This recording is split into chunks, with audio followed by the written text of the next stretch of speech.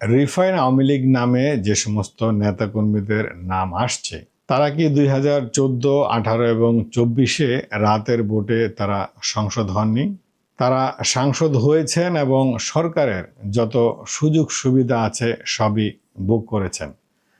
তারা কি তখন একবারও বলেছেন যে না, আমরা এই সমস্ত অবৈধ নির্বাচনে, এই সমস্ত রাতের ভোটের নির্বাচনে আমরা সাংসদ হব না, আমরা এর প্রতিবাদ জানাই, আমরা আওয়ামী লীগ থেকে সরে দাঁড়ালাম, অথবা আমরা আওয়ামী লীগই করছি তবে এই সমস্ত অপকর্মের বিরোধিতা করছি এবং এই সমস্ত অপকর্ম থেকে আমরা নিজেকে দূরে রাখছি, আমরা এই সমস্ত রাতের ভোটের অথবা এই সমস্ত ভোটবিহীন সাংসদ আমরা হতে চাই না, এমন কি কেউ বলেছে? আওয়ামী লীগের রিফাইন হিসেবে যাদের নাম আসতেছে, তারা তো সেই সময় আওয়ামী লীগের সাথে সমস্ত সুযোগ সুবিধার ভোগ করেছেন, সমস্ত সুযোগ সুবিধা নিয়েছেন এবং সমস্ত রাতের ভোটের এমপি তারা হয়েছেন।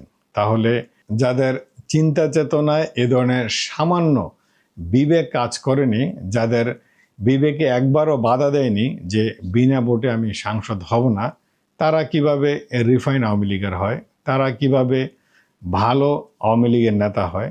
সেই প্রশ্ন আপনাদের কাছে।